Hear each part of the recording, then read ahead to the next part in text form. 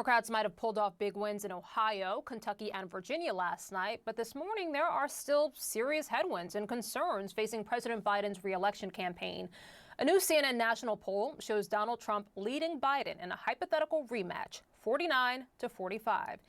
When it comes to ratings on who is more favorable, well, both candidates are actually underwater. For Biden, 36% of people say that they believe he's favorable versus 59% answering unfavorable.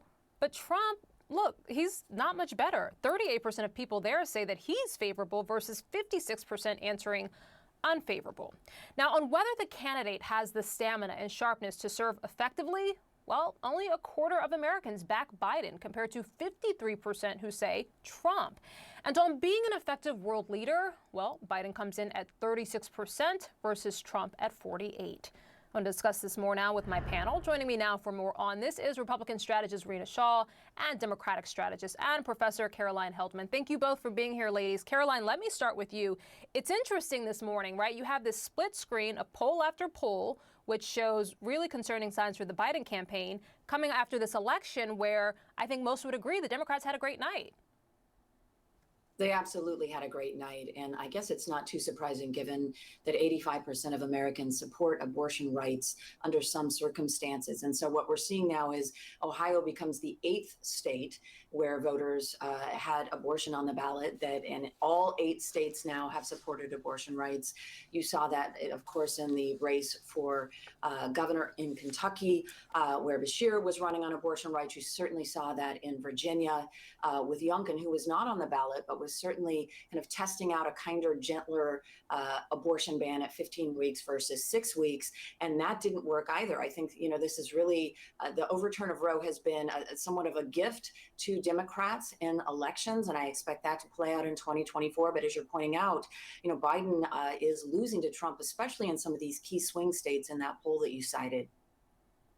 Yeah, and so Caroline, let me just stick with you for a moment. I mean, what does the Biden camp make of this? I mean, is this more of a Biden issue? Because apparently on the issues, voters are still voting in a way that favor the Democrats. Yeah, great question. It's definitely a Biden issue. If you look at polling within the Democratic Party, 7 out of 10 Democrats are concerned about Biden's age. It's also, of course, the economy, which is the primary driving factor in any election. But I'll just couch this by saying, it's a year out, and it is really common for incumbents to be underwater and not have favorable ratings and be very concerned a year out, like Ronald Reagan was, Barack Obama was. They easily won re-election. I think Biden's age really is the big elephant in the room that some people are talking about, but certainly it's showing up in polls as a major concern. Rena, let me talk about some more of the key demographics that we saw in this poll. Good to have you today. So Latino voters, for example, they were split on the two candidates. 50% said Biden, 46% said Trump. Black voters, Biden sort of shedding some support there, 73%.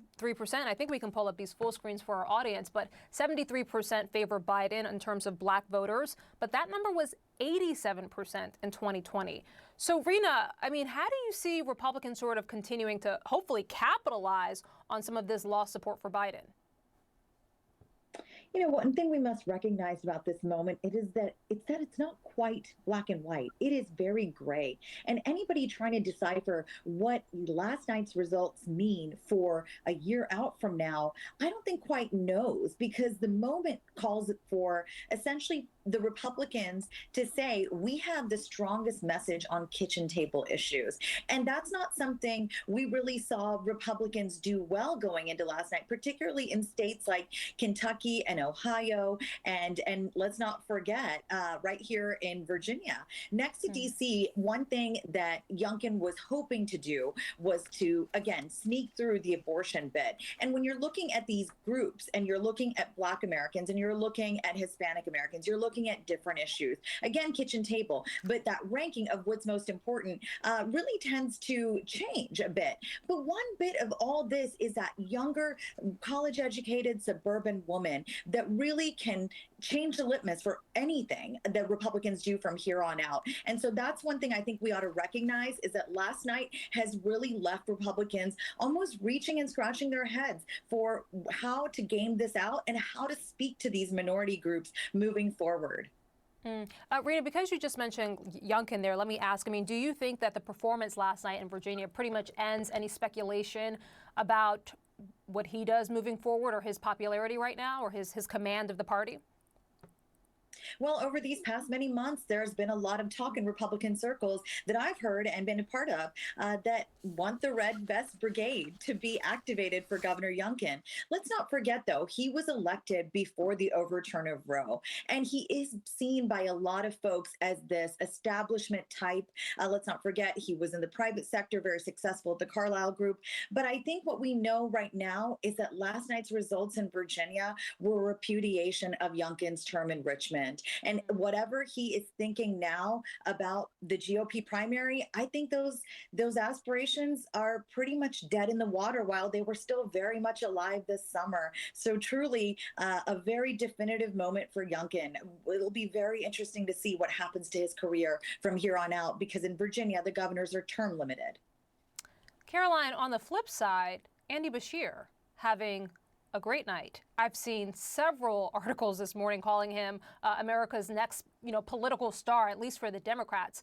What about his political career after last night? Do you think that this does anything to sort of re-energize perhaps his political ambitions in the near future?